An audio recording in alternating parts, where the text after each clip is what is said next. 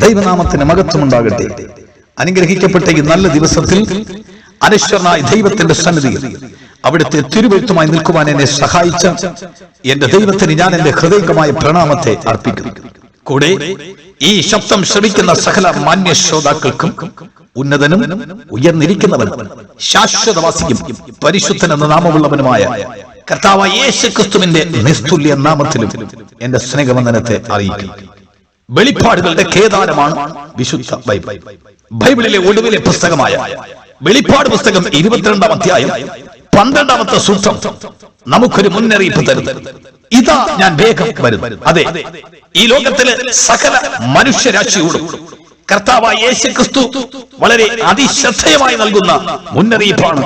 ഇതാ ഞാൻ വേഗം വരുന്നു. യേശുക്രിസ്തു സ്വർഗ്ഗാരോഹണം ചെയ്തു ഏകദേശം 64 വർഷങ്ങൾക്ക് ശേഷം തന്റെ അരിമ ശിഷ്യനായിരുന്ന യോഹന്നാൻ യേശുക്രിസ്തുവിന്റെ സാക്ഷ്യം വഹിച്ചു എന്ന കാരണം ചൊല്ലി റോമിന്റെ ഭരണകർത്താവായിരുന്ന ഡൊമീഷ്യൻ അദ്ദേഹത്തെ ഏഷ്യ മൈനറിലെ പത്മോസ് എന്ന ദ്വീപിലേക്ക് നാടുകടത്തുവാനിടയായി. അവിടെ പാറക്കെട്ടുകൾ കൊണ്ട് നിറയപ്പെട്ടതും അഗ്നി പർവ്വത സമാന സ്ഫോടകാത്മകമായ കുന്നുകൾക്ക് നടുവിലും തലയോട്ടികൾ കൊണ്ട് നിറയപ്പെട്ടതും അകലത്തും ജാലത്തും ഘോര മൃഗങ്ങളുടെ ഘോര ശബ്ദം മുഴങ്ങി കേൾക്കുന്നതും ഈ എന്നാഴി ആവിരാമം അടിച്ചുയർത്തുന്ന അലമാലകളുടെ ആരവാരം പാറകളിൽ തട്ടി പ്രതിധ്വനിച്ചു കൊണ്ടിരിക്കുന്ന പത്മോസിൽ തന്നെ പോലെ പീഡിപ്പിക്കപ്പെടുന്ന സഹോദര വൃന്ദത്തെ ഓർത്ത് വ്യാകുലപ്പെട്ടിരിക്കുന്ന അരുമശിഷ്യന്റെ പുറകിൽ ഒരു ശബ്ദം കേട്ടു.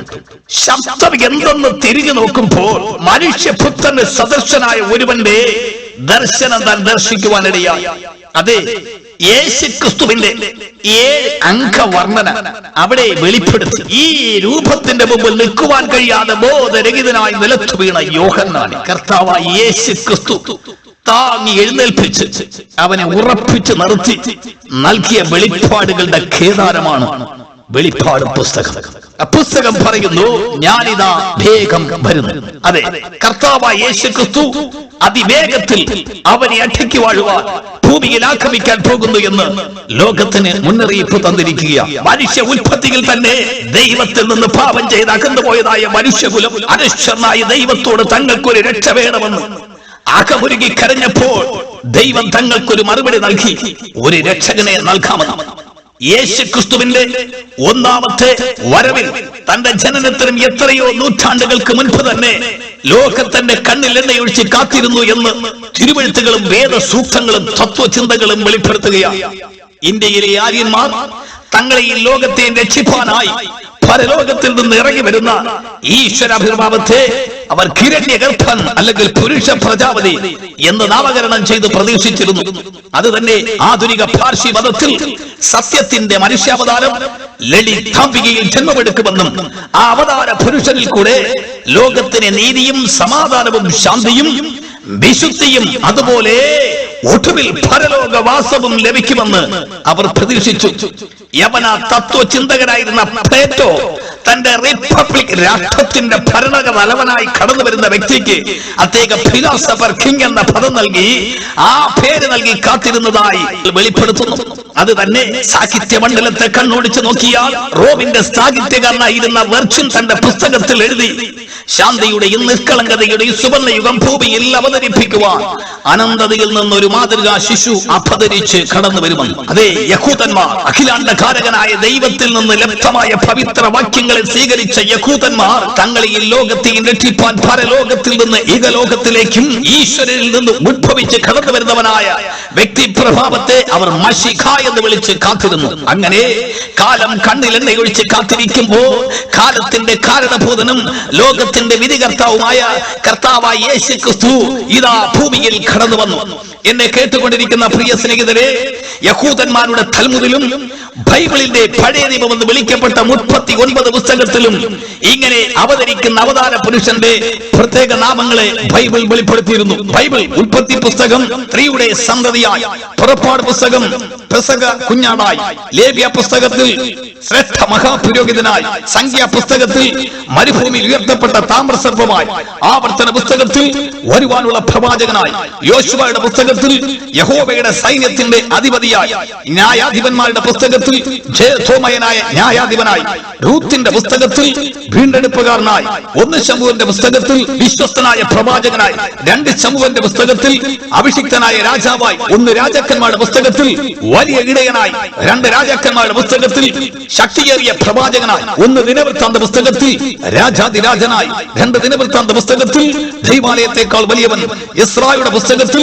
ദൈവാലയത്തിന്റെ ശില്പിയായി, നെഹമ്യായുടെ പുസ്തകത്തിൽ വലിയ നവീകരണ കർത്താവായി, എസ്തേറിന്റെ പുസ്തകത്തിൽ വലിയ ഉദ്ധാരകനായി, ഇയ്യോബിന്റെ പുസ്തകത്തിൽ ജീവിച്ചിരിക്കുന്ന വീണ്ടെടുപ്പുകാരനായി, സങ്കീർത്തനങ്ങളുടെ പുസ്തകത്തിൽ ദൈവത്താലും മനുഷ്യനാൽ ഉപേക്ഷിക്കപ്പെട്ട് ക്രൂശിക്കപ്പെട്ടവനായി, സദൃശവാക്യം വിലയേറിയ നിത്യജ്ഞാനി, സഭാപ്രസംഗി, സാധുവായ ജ്ഞാനി, ഉത്തമ ഗീതം, പ്രാണപ്രിയ, യെശയ്യാ, സമാധാന പ്രഭു, ഇരമ്യ, അറുക്കുവാൻ കൊണ്ടുപോകുന്ന കുഞ്ഞാട്, വിലാപങ്ങൾ, വ്യസന പാത്രം, യെഹെസ്കേൽ, നല്ല ഇടയൻ, ദാനിയേൽ, ദൈവപുത്രൻ, ഹോശയ, നിത്യ ഭർത്താവ്, യോബേൽ, പരിശുദ്ധാത്മ സ്നാപകൻ, ആമോസ്, നമ്മുടെ ഭാരം വഹിക്കുന്നവൻ, ഓബദ്യ, രക്ഷിതാവ്, യോന, ഉയർത്തെഴുന്നേറ്റ ക്രിസ്തു, മീക, ബത്ലഹേമിൽ നിന്നുദിച്ച രാജാവ്, നഖും, സുവാർത്ത ദൂതൻ, ഹബക്കൂക്ക്, നിസ്തുല്യ മധ്യസ്ഥൻ, സഫന്യ, രക്ഷിക്കുന്ന വീരൻ, ഖക്കായി, വരുവാനുള്ള മനോഹരനായവൻ, സഹരിയ, സിയോൻ പുത്രിയുടെ രാജാവ്, മലാഖി, നീതി സൂര്യൻ.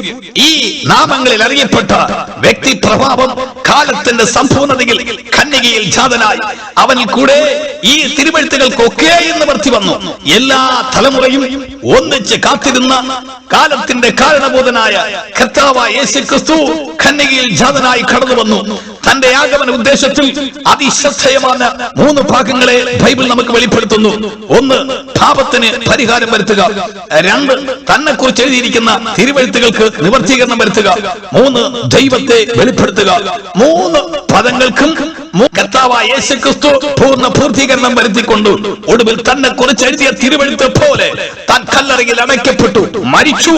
അടയ്ക്കപ്പെട്ട കർത്താവായ യേശുക്രിസ്തു 3-ാമത്തെ ദിവസം മരണത്തിന്റെ കരാള കസ്തങ്ങളെ അടിച്ചുവിട്ടുകൊണ്ട് അവൻ പുനരുത്ഥാനത്തിൽ വന്നു മുത്തുംഗ പ്രതാപനായി പരസ്യമായി സ്വർഗ്ഗാരോഹണം ചെയ്ത കർത്താവായ യേശുക്രിസ്തു അതിവിദൂര ഭാവിയിൽ അവനെ അടക്കി വാഴുവാനായി ആഗമിക്കാൻ പോകുന്നു. അതെ, ലോകം ഒരു മാറ്റത്തെ പ്രതീക്ഷിച്ചിരിക്കുന്നതായി കാണാം. എവിടെ നോക്കിയാലും ഒരു മാറ്റം വന്നിരുന്നെങ്കിലോ എന്ന് പ്രതീക്ഷിക്കുന്ന തലമുറയെ നമുക്ക് ഈ കാലഘട്ടത്തിൽ ദർശിക്കാൻ കഴിയുന്നു. ഇന്നത്തെ ലോകത്തിന്റെ പോക്ക് ഏതോ ഒരു വിപത്തിലേക്ക് ചെന്നെത്തുമെന്ന് ലോകത്തിലെ സാഹചര്യങ്ങൾ നമുക്ക് മുന്നറിയിപ്പ് തരികയാണ്. എന്നാൽ എന്നെ കേട്ടുകൊണ്ടിരിക്കുന്ന പ്രിയ സ്നേഹിതരെ, ലോകത്തിൽ പ്രത്യാശയും പ്രതീക്ഷയും കൈവിടാതെ കാത്തിരിക്കുന്ന ഒരു കൂട്ടം യേശുക്രിസ്തുവിന്റെ ജനത ഭൂമിയുടെ എല്ലാ കോണുകളിലും കിടപ്പുണ്ട്. അത് ഏതെങ്കിലും ഒരു മതത്തെയോ ഏതെങ്കിലും ഒരു സംഘടനയോ ഏതെങ്കിലും ഒരു ഡിനോമിനേഷനെയോ ചൂണ്ടിക്കാണിക്കാൻ നമുക്ക് സാധ്യമല്ല. യേശുക്രിസ്തുവിന്റെ രക്തത്താൽ വിലക്ക് മേടിക്കപ്പെട്ട ഒരു കൂട്ടം പേരുടെ രക്ഷയ്ക്കായി കർത്താവായ യേശുക്രിസ്തു ഇതാ അതിവേഗത്തിൽ കടന്നു വരുന്നുവെന്ന് ദൈവത്തിന്റെ വചനം നമുക്ക് മുന്നറിയിപ്പ് തരുന്നു. അവൻ എപ്പോൾ വരും, എവിടെ വരും, എങ്ങനെ വരും, എന്തിന് വരും? ബൈബിൾ വെളിപ്പെടുത്തുന്ന 4 ഭാഗങ്ങളെ ഞാൻ നിങ്ങളുടെ ശ്രദ്ധയിൽ കൊണ്ടുവരുവാൻ ആഗ്രഹിക്കുകയാണ്. 1, അവൻ എപ്പോൾ വരും. ബൈബിൾ വളരെ ആധികാരികമായി നമുക്ക് അതിനൊരു മുന്നറിയിപ്പ് തരുന്നു. സഖരിയായുടെ പുസ്തകം 14-ാം അധ്യായം 7-ാമത്തെ വാക്യം, യഹോവ മാത്രം അറിയുന്ന ഒരു ദിവസം വരും, അത് പകലല്ല രാത്രിയുമല്ല, സന്ധ്യാസമയത്തോ വെളിച്ചമാക്കും. ആ ദിവസവും ആ നാളും സംബന്ധിച്ച് ഭൂമിയിലെ ഏതെങ്കിലും ഒരു മനുഷ്യന് പ്രവചിക്കുക അസത്യമെന്ന് വചനം നമുക്ക് മുന്നറിയിപ്പ് തരുന്നു. യേശുക്രിസ്തു ഇന്ന വർഷത്തിൽ, ഇന്ന മാസത്തിൽ, ഇന്ന ആഴ്ചയിൽ, ഇന്ന ദിവസത്തിൽ, ഇന്ന നാഴികയിൽ, ഇന്ന വിനാഴികയിൽ വരുമെന്ന് നമുക്ക് പറയുക അസത്യമായ കാര്യം. എന്നാൽ കർത്താവായ യേശുക്രിസ്തു പ്രത്യക്ഷമാകുന്ന ടൈമിനെ കുറിച്ച് ഇതാ ബൈബിൾ നമുക്ക് തന്നിരിക്കുന്ന മുന്നറിയിപ്പ് അത് രാത്രിയല്ല, അത് പകലുമല്ല. പകൽ വെളിച്ചമാണ്, രാത്രി ഇരുട്ടാണ്. അതേ, രണ്ടിന്റെയും സംയോജനത്തിന് മുമ്പിൽ കാണുന്ന ഒന്നാണ് സന്ധ്യ അഥവാ രാത്രിയുടെ തുടക്കവും പകലിന്റെ ഒടുക്കവും. ഭൂമി ഇന്ന് കർത്താവായ യേശുക്രിസ്തു സ്വർഗ്ഗാരോഹണം ചെയ്ത് 50-ാമത്തെ നാളിൽ പെന്തക്കോസ്ത് നാൾ പരിശുദ്ധാത്മാവെന്ന യേശുക്രിസ്തുവിന്റെ ആത്മാവ് ഭൂമിയിൽ കടന്നു വന്നു. ഈ ആത്മാവിന്റെ ശക്തിയാൽ ഉടലെടുത്തതാണ് ദൈവത്തിന്റെ സഭ. ഈ സഭ ഇന്ന് ഭൂമിയിൽ വളർന്നുകൊണ്ടിരിക്കുന്നു. ഈ സഭായുഗം വെളിച്ചത്തിലേക്ക് ലോകത്ത് നയിക്കുന്നു.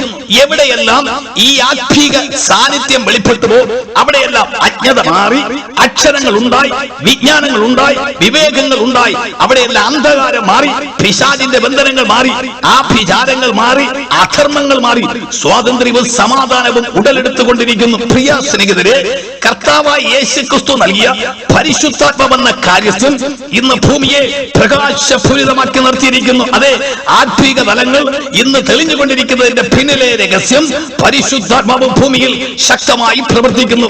ഈ പരിശുദ്ധാത്മ പ്രവർത്തിക്കുന്ന ഈ കാലഘട്ടത്തെ ബൈബിൾ പകൽ എന്ന് വിളിച്ചിരിക്കുന്നു.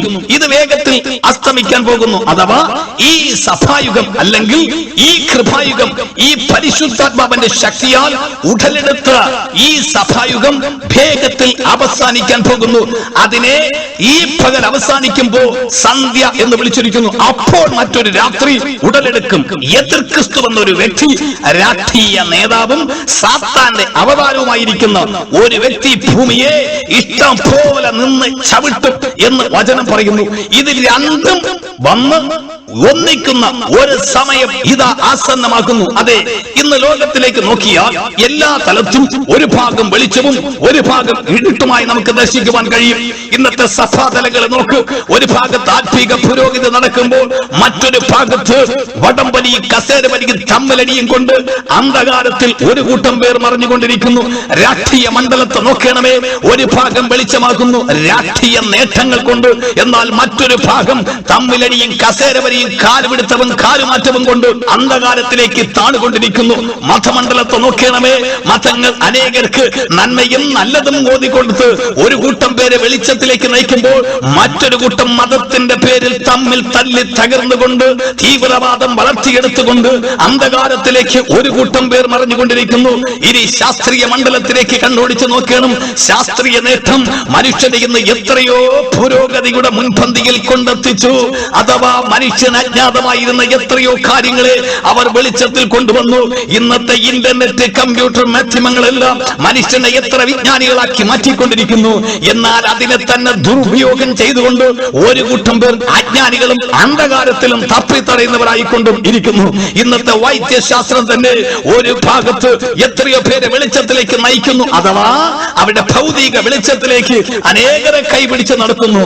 എന്നാൽ അതേ വൈദ്യശാസ്ത്രത്തെ ആശ്രയിച്ചുകൊണ്ട് തന്നെ മെഡിസിനെ ദുരുപയോഗം ചെയ്തുകൊണ്ട് അനേകർ അന്ധകാരത്തിലും മറയുന്നതായി കാണാം.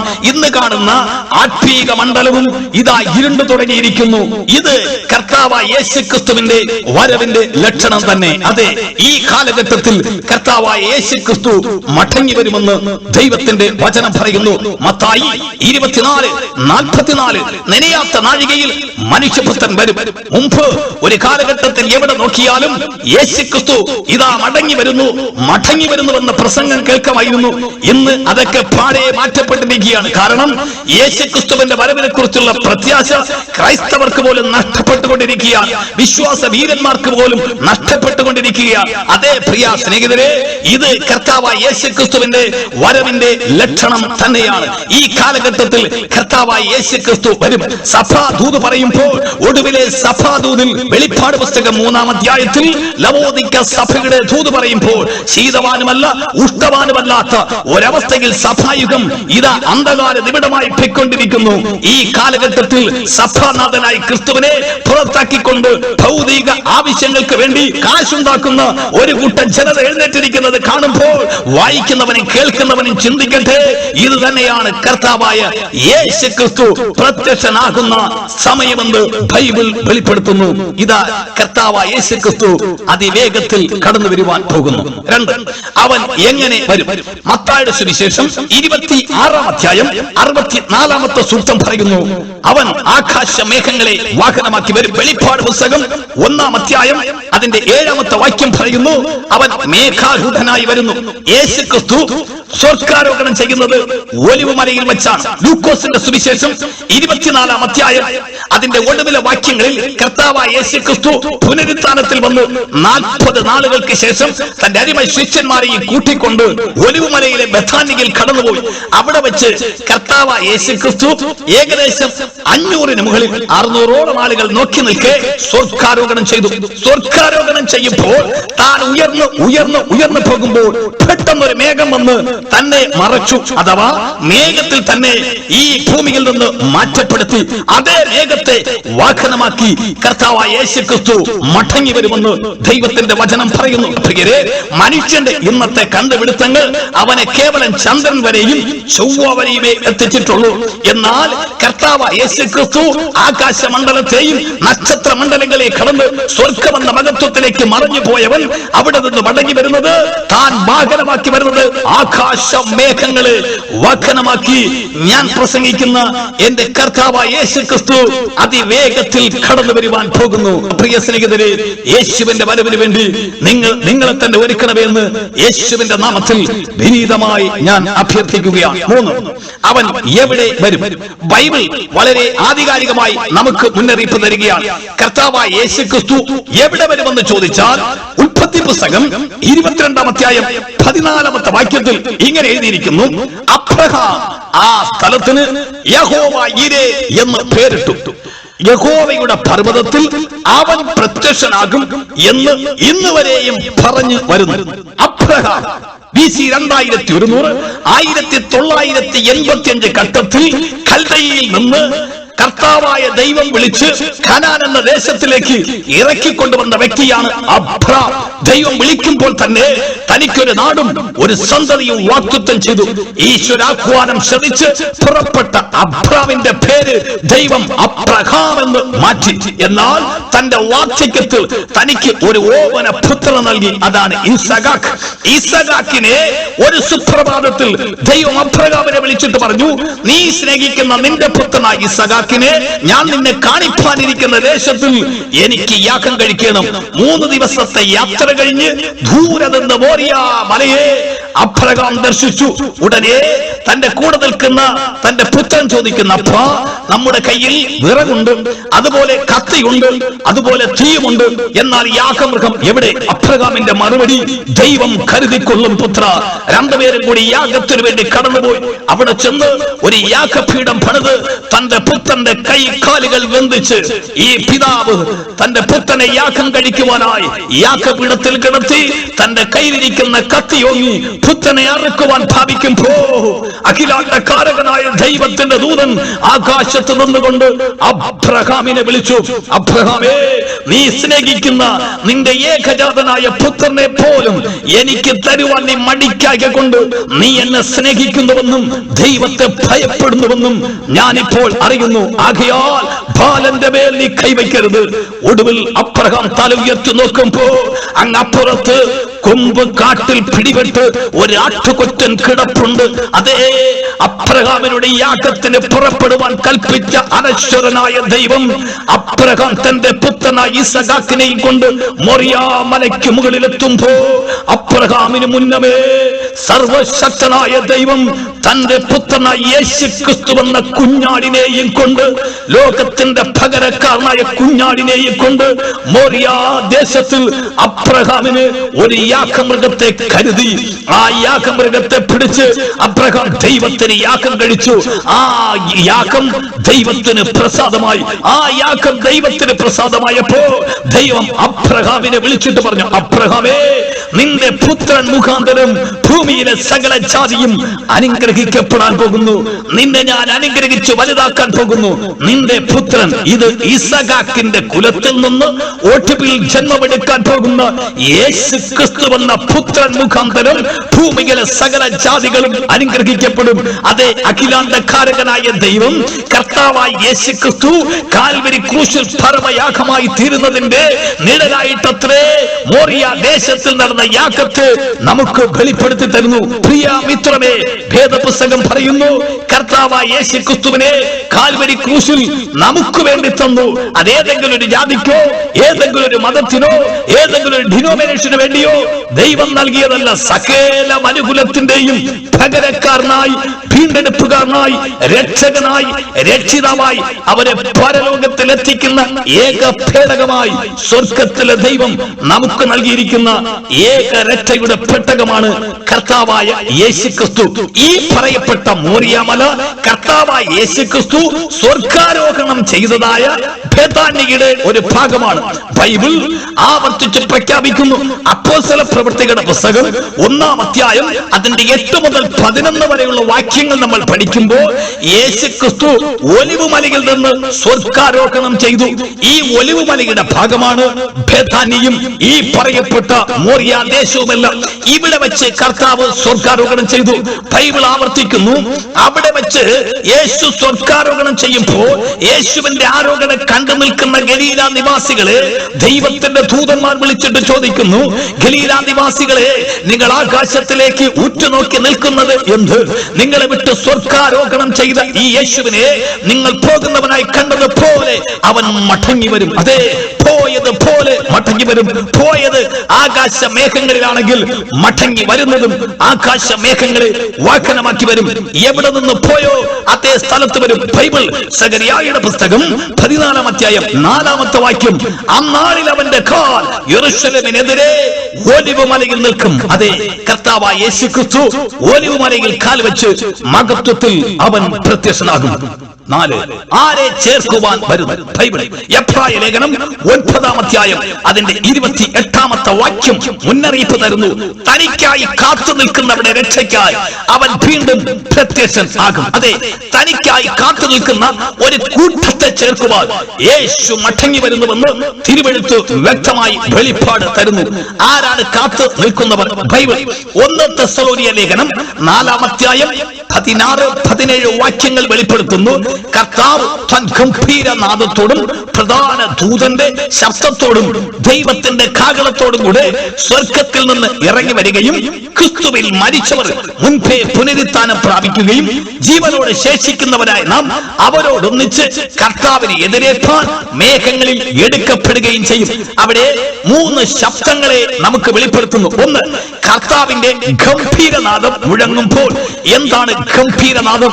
BC 1446 മിസ്രയീമിൽ നിന്ന് മോചിതരായി മടങ്ങി വന്നുകൊണ്ടിരിക്കുന്ന ഇസ്രായേൽ ജനതയ്ക്ക് ദൈവം സീനായി പർവ്വതത്തിൽ വച്ച് അവരുടെ ജീവിത ഭാഗവതയത്തിന്റെ വിധി നിർണയിക്കുന്ന ന്യായ പ്രമാണം നൽകി.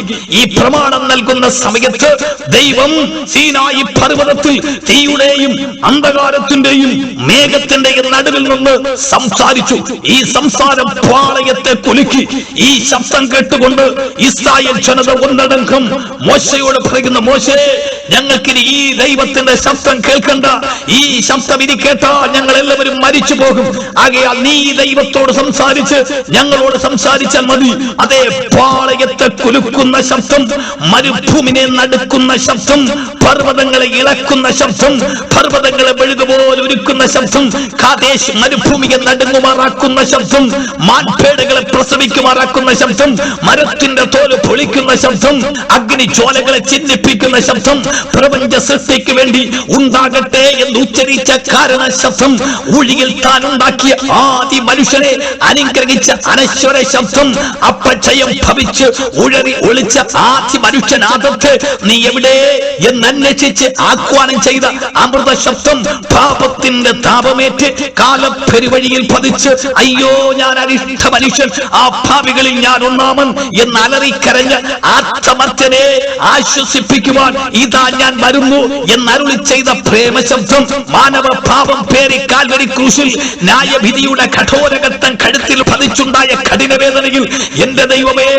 എന്റെ ദൈവമേ, നീ എന്നെ കൈവിട്ടത് എന്ത് എന്നലറിക്കരഞ്ഞ ഈശ്വരമാഷ ശാപകത്തിന്റെ ദീനശബ്ദം, തന്റെ അനുയായികളെ അതിനിഷ്ഠൂരമായി അതിക്രമിച്ചു മുന്നേറിയ ശൗലിനെ മാർഗം തെളിയിച്ചു വിടുവാൻ തിളങ്ങി എത്തിയ മഹാപ്രഭയിൽ മുടങ്ങി എത്തിയ പുണ്യ ശബ്ദം, കാല കതിരവ കിരണങ്ങളേറ്റ് കറുത്തുപോയ വിഷമഭാവവും കലിഭാവവും കൊണ്ട് കാലത്തിന്റെ കാൽപെരുമാറ്റം ഏറ്റുണ്ടായ കഥന ഭാരം പേറിക്കിടക്കുന്ന തന്റെ കാന്തയെ കാല വിളംബരമന്നെ ഇവിടെ കയറി വരിക എന്നാഹ്വാനം ചെയ്യാൻ പോകുന്ന മധുര ശബ്ദം അനുശാസനം അനുസരിക്കാതെ മരണം വരിച്ച മനുഷ്യരാശി മുഴുവൻ മടക്കി വരുത്തി ധവള സിംഹാസനത്തിൽ ഇരുന്നു കൊണ്ട് അവരെ നോക്കി അന്തിമ വിധി പ്രഖ്യാപിക്കുവാനുള്ള നീതി ശബ്ദം. ഇതാണ് കർത്താവിന്റെ ഗംഭീരനാദം. ലാസറിന്റെ കല്ലറക്കൽ ചെന്ന് നിന്നുകൊണ്ട് മരിച്ച് 4 ദിവസമായ ലാസറിന്റെ കല്ലറയ്ക്കകത്ത് ഉറ്റുനോക്കിക്കൊണ്ട് യേശു ക്രിസ്തു വിളിച്ചു, ലാസറേ പുറത്തേക്ക് വരിക. ലാസർ തന്നെ പൊതിഞ്ഞു കെട്ടി വച്ചിരുന്ന റൂമാലോടുകൂടി താൻ പുറത്തേക്ക് വന്നു. അതേ കർത്താവായ യേശു ക്രിസ്തു ഈ ഭൂമിയിൽ വരുന്നത് ദൈവത്തിന്റെ ഗംഭീരനാദം മുഴക്കിക്കൊണ്ട്. ഈ ഗംഭീരനാദത്തെ ബൈബിൾ വീണ്ടും ആവർത്തിക്കുന്നു.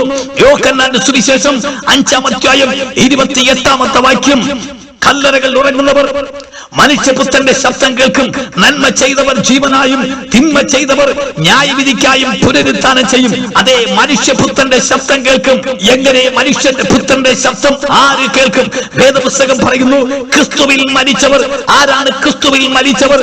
അതെ, ജീവിച്ചിരിക്കുമ്പോൾ കർത്താവായ യേശു ക്രിസ്തു സാക്ഷാൽ ദൈവമാണെന്നും ആ ദൈവമായവൻ വേഷത്തിൽ മനുഷ്യനായി കടന്നു വന്നത് മാനവകുലത്തിന്റെ വീണ്ടെടുപ്പിന് വേണ്ടിയാണെന്നും അവൻ കാൽവരിയിൽ വെച്ച് നടത്തിയ യാഗത്താൽ എല്ലാ മനുഷ്യന്റെ പാപത്തിന് പരിഹാരം വന്നുവെന്നും ഒരുവൻ പൂർണ്ണമായി വിശ്വസിച്ച് അതിനെ കർത്താവിന്റെ മുമ്പിൽ ഏറ്റുപറഞ്ഞ് ആ കർത്താവിനെ ഹൃദയത്തിൽ രക്ഷകനും കർത്താവുമായി സ്വീകരിച്ച് തുടർന്ന് കർത്താവ് കൽപ്പിച്ചിരിക്കുന്ന കൽപ്പനകളെ പ്രമാണിക്കുന്നവരെ വേദപുസ്തകം പറയുന്നു കർത്താവ് ദിനം പ്രതി സഭയോടുകൂടി ചേർത്തുകൊണ്ടിരുന്നു. അങ്ങനെ ചേർക്കപ്പെട്ട വ്യക്തി ഈ ഭൂമിയിൽ നിന്ന് ജഡം വിട്ട് മാറ്റപ്പെട്ടു പോയാലും അവിടെ ആത്മാക്കൾ പുനരുത്ഥാനത്തെ പ്രതീക്ഷിച്ചുകൊണ്ട് പറുദീസയിൽ വിശ്രമിക്കുകയാണ്. ഇവരെ ഏതെല്ലാം കല്ലറയിൽ അടക്കിയിട്ടുണ്ടോ ആ കല്ലറകളെല്ലാം ദൈവത്തിന്റെ ഗംഭീരനാദം മുഴങ്ങുമ്പോൾ തുറക്കപ്പെടും. തുറക്കപ്പെടുന്ന കല്ലറയിൽ നിന്ന് പറുദീസയിൽ വിശ്രമം കൊള്ളുന്ന ആത്മാക്കൾ അവിടെ ശരീരങ്ങളിലേക്ക് വന്ന് വ്യാപരിക്കും. ബൈബിൾ വെളിപ്പെടുത്തുന്നു. 1 കൊരിന്ത്യർ ലേഖനം 15-ാം അധ്യായം 51 മുതൽ 53 വരെയുള്ള വാക്യം. പ്രിയരെ, ഞാനൊരു രഹസ്യം പറയാം. നാം എല്ലാവരും മരണത്തോടുകൂടി നശിച്ചു പോവുകയില്ല. അന്ത്യകാഹള ശബ്ദം കേൾക്കുമ്പോൾ കണ്ണിമയ്ക്കുന്നതിനിടയിൽ നാം എല്ലാവരും രൂപാന്തരപ്പെടും. എങ്ങനെ? ഈ ദ്രവത്വമുള്ളത് ആർദ്രവത്വത്തെയും ഈ മധ്യമായത് അമൃതത്വത്തെയും ധരിക്കണം. ഈ ദ്രവത്വമുള്ളത് ഈ ഭൂമിയിൽ ജീവിക്കുവാൻ നാം പ്രാപിച്ച ഈ ശരീരത്തോടെ ആർക്ക് സ്വർഗത്തിലേക്ക് കയറി പോകുവാൻ കഴിയത്തില്ല. പകരം പരലോകത്തിൽ ജീവിക്കാൻ കഴിയുന്ന ഒരു തേജസ്സിന്റെ ശരീരം യേശുക്രിസ്തുവിനെ കർത്താവിൻ രക്ഷകനുമായി സ്വീകരിക്കുന്ന ഒരു വ്യക്തിക്ക് ദൈവം സൗജന്യമായി കൊടുക്കുന്ന പരിശുദ്ധാത്മാവ് അന്ത്യം വരെയും അവനെ സൂക്ഷിക്കുന്നു. ആകയാൽ ഈ പരിശുദ്ധാത്മാവിന്റെ വ്യാപാര ശക്തിയാൽ രൂപാന്തര ശരീരം പ്രാപിച്ചുകൊണ്ട് അവർ ഈ ഭൂമിയിൽ നിന്ന് ഉയർത്തെഴുന്നേൽക്കും.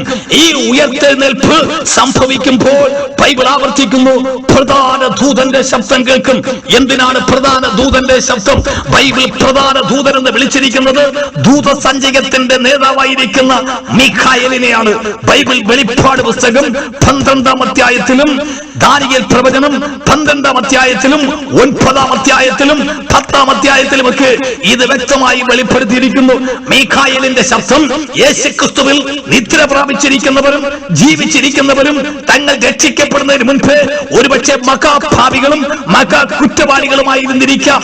അവർ രക്ഷിക്കപ്പെട്ട് കർത്താവായ യേശുക്രിസ്തുവിനോട് കൂടി ചേർന്നപ്പോൾ അവിടെ പാപം മോചിക്കപ്പെട്ടു. അവരൊരു പുതിയ ജീവിതത്തിലേക്ക് തങ്ങളെ തന്നെ ഏൽപ്പിച്ചിരിക്കുക. എന്നാൽ പുനരുത്ഥാനം ചെയ്തു വരുന്ന ഇവർ ആകാശമേഘങ്ങളിൽ എടുക്കപ്പെടാതിരിക്കാൻ പിശാചും പരിവാരങ്ങളും അപവാദം പറഞ്ഞുകൊണ്ട് തടുക്കുവാൻ നിൽക്കും. മുമ്പൊരിക്കൽ മോശയുടെ ശരീരത്തെ ചൊല്ലി പിശാച് തർക്കിച്ചതായി യൂദായുടെ ലേഖനം വെളിപ്പെടുത്തുന്നു. അതുപോലെ തന്നെ കർത്താവായ യേശുക്രിസ്തു മധ്യാകാശത്തിൽ വരുമ്പോഴും തന്റെ മക്കളെ കുറിച്ചുള്ള അപവാദത്തിന്റെ ധ്വനിയുമായി പിശാചും പരിവാരങ്ങളും ആകാശമണ്ഡലത്തിൽ കയറുമ്പോൾ പ്രധാന ദൂതന്റെ ശബ്ദം പുറപ്പെടും. മീഖായേലിന്റെ ശബ്ദം കേൾക്കുമ്പോൾ പിശാചും പരിവാരങ്ങളും ആകാശ കോട്ട വിട്ട് മാറിക്കൊടുക്കും. അപ്പോൾ ദൈവത്തിന്റെ കാഹളം മുഴങ്ങും. എന്താണ് ദൈവത്തിന്റെ കാഹളം? ന്യായവിധിക്കും പൊതുസമ്മേളനത്തിനും പാളയം പുറപ്പെടുവാൻ പ്രാപിക്കുവാനും യുദ്ധത്തിനും ആരാധനയ്ക്കുമാണ് സാക്ഷാൽ കാഹളം ഊതുന്നത്. ദൈവത്തിന്റെ കാഹളം മുഴങ്ങുന്നത് ഭൂമിയിലെ തന്റെ ജനത ഈ ഭൂമിയിൽ നിന്ന് പരലോകത്തിലേക്ക് പുറപ്പെടുവാൻ വേണ്ടിയത്രേ ദൈവത്തിന്റെ കാഹളം. വെളിപ്പാട് പുസ്തകം 4-ാം അധ്യായം 1-ാമത്തെ വാക്യം പറയുന്നു, ഇവിടെ കയറി വരിക, ഇവിടെ കയറി വരിക എന്ന് വിളിക്കുമ്പോൾ ക്രിസ്തുവിൽ മരിച്ചവർ യേശു ക്രിസ്തുവിൽ വിശ്വസിച്ച് യേശു ക്രിസ്തുവിന്റെ കൽപ്പന അനുസരിച്ച് ഈ ഭൂമിയിൽ നിന്ന് ജഡം വിട്ട് പിരിഞ്ഞവരുടെ ശരീരങ്ങൾ ആദ്യം പുനരുത്ഥാനത്തിൽ വരും. ജീവനോടെ ആ സമയത്തും യേശു ക്രിസ്തുവിലുള്ള പ്രത്യാശയെ കാത്തു സൂക്ഷിച്ച് നിൽക്കുന്നവർ അവിടെ ശരീരങ്ങളെ രൂപാന്തര ശരീരങ്ങളാക്കി പരിശുദ്ധാത്മാവ് മാറ്റിക്കൊടുക്കും. അപ്പോൾ ഇവർ മേഘങ്ങളിൽ കർത്താവായ യേശു ക്രിസ്തുവിനെ എതിരേൽക്കാൻ ഒന്നിച്ച് ഭൂമിയിൽ നിന്ന് പുറപ്പെടും. യേശു ക്രിസ്തു താബോർ മലയിൽ നിൽക്കുമ്പോൾ തന്റെ ശരീരം തേജസ്കരിക്കപ്പെട്ടു. തന്നോടൊപ്പം കയറിപ്പോയ 3 ശിഷ്യന്മാർക്ക് അത് കണ്ടു നിൽക്കാൻ കഴിയാതെ അവർ ബോധരഹിതരായി നിലത്തു വീണു. അതുപോലെ കർത്താവായ യേശു ക്രിസ്തു കല്ലറയിൽ നിന്ന് പുറത്തു വന്ന ശരീരം ശിഷ്യന്മാർ അടച്ച് പൂട്ടിയിരുന്ന മുറിക്കകത്ത് പ്രത്യക്ഷനാകുവാൻ ആ ശരീരത്തിന് കഴിഞ്ഞു. അതുപോലെ ഭൂമിയിൽ നിന്ന് പരസ്യമായി മേഘത്തിൽ കയറുവാനും സ്വർഗാരോഹണം ചെയ്യുവാനും യേശു ക്രിസ്തുവിന് കഴിഞ്ഞു. അതുപോലെ യേശു ക്രിസ്തു ധരിച്ചതുപോലത്തെ ശരീരം നമ്മിൽ ഓരോരുത്തരിലും കടന്നു വരുമെന്ന് ദൈവം നമുക്ക് മുന്നറിയിപ്പ് തരുന്നു. 1 യോഹന്നാന്റെ ലേഖനം 3-ാം അധ്യായത്തിൽ ദൈവത്തിന്റെ വചനം നമുക്ക് വെളിപ്പെടുത്തുന്നു. നാം ഇന്നതാകുമെന്ന് നമുക്കിതുവരെയും വെളിപ്പെട്ടിട്ടില്ല. എന്നാൽ അവൻ പ്രത്യക്ഷനാകുന്ന നാളിൽ അവനെ നാം അവൻ ഇരിക്കുന്നത് പോലെ കാണുന്നവരാക്കിക്കൊണ്ട് അവനോട് സദൃശന്മാരാകും. കൊരിന്ത്യർ ലേഖനം ആവർത്തിക്കുന്നു, നാം മണ്ണ് കൊണ്ടുള്ളവന്റെ പ്രതിമ ധരിച്ചതുപോലെ സ്വർഗീയന്റെ പ്രതിമയും ധരിക്കേണ്ടതാകുന്നു. അതെ, എന്നെ കേൾക്കുന്ന സ്നേഹിത, ഈ ഭൂമിയിൽ ജീവിക്കുന്ന ശരീരമാണ് ഈ ഭൗതിക ശരീരം. പരലോകത്തിൽ ജീവിക്കണമെങ്കിൽ പരിശുദ്ധം നൽകുന്ന രൂപാന്തര ശരീരം നമ്മൾ പ്രാപിക്കണം. അത് പ്രാപിക്കുവാൻ ഇരിക്കുന്ന ഇരിപ്പിടത്തിലിരുന്ന് ഇപ്പോൾ തന്നെ കർത്താവായ യേശു ക്രിസ്തുവിനെ നിന്റെ കർത്താവിന്റെ രക്ഷകനുമായി നിന്റെ ജീവിതത്തിലേക്ക് സ്വീകരിക്കുക. അതെ, യേശു ക്രിസ്തു പറയുന്നു, ഞാനിതാ വേഗം വരുന്നു. അവൻ എപ്പോൾ വരും? ഈ കാലഘട്ടം യേശു ക്രിസ്തുവിന്റെ വരവിനെ ഇതാ വിളിച്ച് അറിയിക്കുന്നു. 2, അവൻ എങ്ങനെ വരും? ആകാശമേഘങ്ങളെ വാഹനമാക്കി കർത്താവായ യേശു ക്രിസ്തു വരും. അവൻ എവിടെ വരും? അവൻ മഹത്വ പ്രത്യക്ഷതയിൽ കർത്താവായ യേശു ക്രിസ്തു ഒലിവുമലയിൽ കാലുവെച്ച് ഇറങ്ങി വരും. എന്തിനു വരും? തനിക്കായി കാത്തു നിൽക്കുന്നവരുടെ രക്ഷയ്ക്കായി കർത്താവായ യേശു ക്രിസ്തു ഇതാ വേഗത്തിൽ ആകാശമേഘങ്ങളെ വാഹനമാക്കി വരുന്നു. ഒരു ചോദ്യം, പാസേ, ഈ വരവിൽ ഞാൻ എടുക്കപ്പെടാൻ എന്തു ചെയ്യണം? പ്രിയ സ്നേഹിതരെ, പ്രിയ സഹോദരിയെ, പ്രിയ സഹോദര, പ്രിയ മാതാവേ, പ്രിയ പിതാവേ, പ്രിയ ആത്മീക ആചാര്യന്മാരെ, പുരോഹിതന്മാരെ, പാസ്റ്റർമാരെ, ഉന്നത ശ്രേഷ്ഠന്മാരെ, ശാസ്ത്ര ഗണുക്കളെ, യുക്തിവാദം പറയുന്നവരെ, നിരീശ്വരവാദം പറയുന്നവരെ, പണ്ഡിത ശിരോമണികളെ, ഈ ഭൂമിയിൽ വേഗത്തിൽ സംഭവിക്കാൻ പോകുന്ന സംഭവ വികാസമാണ് കർത്താവായ യേശു ക്രിസ്തുവിന്റെ മടങ്ങിവരവ്. മതങ്ങൾ ഒരിക്കലും യേശുവിന്റെ അടുക്കൽ കൊണ്ടെത്തിക്കത്തില്ല. യേശു ക്രിസ്തുവിന്റെ അടുക്കൽ ചേരുവാൻ ഒരുത്തൻ മതം മാറിയാൽ പോരാ, പകരം മനം മാറണം. എങ്ങനെ മനം മാറാം? ഇരിക്കുന്ന ഇരിപ്പിടത്തിൽ നിന്ന് തന്നെ ഇപ്പോൾ തന്നെ, അയ്യോ കർത്താവായ യേശുവേ, നീ സാക്ഷാൽ ദൈവമെന്ന് ഞാൻ വിശ്വസിക്കുന്നു. എന്റെ പാപത്തിന്റെ പരിഹാരത്തിന് വേണ്ടി നീ കാൽവരിയിൽ പരമയാഗമായി എന്നും ഞാൻ വിശ്വസിക്കുന്നു. ആ രക്തത്താൽ എന്റെ പാപത്തെ കഴുകിക്കൊണ്ട് എന്നെ അങ്ങയുടെ പുത്രനായി സ്വീകരിക്കണമേ. എന്റെ ജീവിതത്തിൽ എന്റെ കർത്താവ് രക്ഷകരമായി കടന്നു വരണമേ എന്ന് ഒരുവൻ അകമുരുകി കരഞ്ഞാൽ കർത്താവായ യേശു ക്രിസ്തു നിന്റെ ജീവിതത്തിലേക്ക് കടന്നു വരും. അങ്ങനെ ഒരുവൻ ദൈവത്തിങ്കിലേക്ക് തിരിയുന്ന തിരുവിനെ മാനസാന്തരം എന്ന് വിളിക്കുന്നു. തുടർന്ന് അവൻ കർത്താവിന്റെ കൽപ്പന പ്രകാരം സ്നാനപ്പെട്ട് ദൈവം വാഗ്ദത്തം ചെയ്തിരിക്കുന്ന പരിശുദ്ധാത്മാവിന്റെ അഭിഷേകത്തെ പ്രാപിച്ചുകൊണ്ട് കർത്താവിന്റെ വരുവരെയും പാപത്തെ വെടിഞ്ഞ്, പാപ സ്വഭാവത്തെ വെടിഞ്ഞ് വിശുദ്ധ ജീവിതം നയിച്ച്, പേർവെട്ട ജീവിതം നയിച്ച്, അപ്പോസ്തലന്മാരുടെ ഉപദേശം സ്വീകരിച്ച്, കർത്താവിനെ ആത്മാവിലും സത്യത്തിലും ആരാധിച്ച് തിരുമേശയുടെ അംഗമായി പ്രാർത്ഥനയോടെ കാത്തിരിക്കുന്നുവെങ്കിൽ നിന്നെ ചേർക്കുവാൻ ഇതാ കർത്താവായ യേശു ക്രിസ്തു വേഗത്തിൽ വരുന്നു. ഏത് മതസ്ഥനും, ഏത് ജാതിക്കാരനും, ഏത് സഭക്കാരനും യേശു ക്രിസ്തുവിന്റെ അടുക്കൽ ചേരുവാൻ കഴിയും. കാരണം ദൈവത്തിന് ജാതിയില്ല, ദൈവത്തിന് മതമില്ല, ദൈവത്തിന് ഉച്ചനീച തട്ടുകളില്ല, ചാതുർവർണ്ണ്യ മഹാശ്രേഷ്ഠമെന്നൊരു തത്വവും ദൈവത്തിനില്ല. ആകയാൽ കടന്നു വരുവിൻ യേശു ക്രിസ്തുവിന്റെ അടുക്കലേക്ക്. ഈ വചനത്തിൽ കൂടെ യേശു നിങ്ങളെ വിളിക്കുന്നു. പ്രിയ സ്നേഹിത, നീ ഏത് മാർഗത്തിൽപ്പെട്ടവനാണെങ്കിലും യേശുക്രിസ്തുവിനെ നിന്നെ സ്വീകരിക്കാൻ കഴിയും. ഒരു പക്ഷേ പറയാം, പാസ്, എന്റെ ജീവിതത്തിൽ കണ്ണുനീരും കഷ്ടതയും വേദനയും നിരാശയും കൊണ്ട് മാത്രം ഞാൻ ഈ ഭൂമിയിൽ ജീവിക്കുന്നു. എന്റെ പ്രിയപ്പെട്ടവർ തള്ളി എന്നെ, എന്റെ മക്കൾ എന്നെ ഉപേക്ഷിച്ചു, എന്റെ സ്നേഹിതരെന്നെ തള്ളി, ഞാൻ ഒന്നുമല്ലാത്തവനായി തീർന്നു. അതെ, യേശു മടങ്ങി വരുന്നു നിന്നെ സ്നേഹിപ്പാൻ, നിന്നെ സ്വീകരിപ്പാൻ, കണ്ണുനീരില്ലാത്ത ഭവനത്തിൽ കൊണ്ടെത്തിക്കാൻ, കഷ്ടതയില്ലാത്ത ഭവനത്തിൽ കൊണ്ടെത്തിപ്പാൻ, നിലവിളിയില്ലാത്ത ഭവനത്തിൽ കൊണ്ടെത്തിപ്പാൻ, നിത്യകാലം ദൈവത്തോടുകൂടെ വാസം ചെയ്യുവാനുള്ള അവകാശം നൽകി കർത്താവ് വേഗത്തിൽ മടങ്ങി വരുന്ന കർത്താവിനെ എതിരേൽപ്പാൻ സകല ജനപതികളോടും ഞാൻ ആഹ്വാനം ചെയ്തുകൊണ്ട് ഈ പ്രസംഗത്തെ കർത്താവായ യേശുക്രിസ്തുവിന്റെ പാതാരബിന്ദത്തിലേക്ക് സമർപ്പിക്കുന്നു. ഇത് കേൾക്കുന്ന നിങ്ങളെ ഓരോരുത്തരെയും സർവശക്തനായ ദൈവം സമൃദ്ധിയായി അനുഗ്രഹിക്കട്ടെ. ആമേൻ.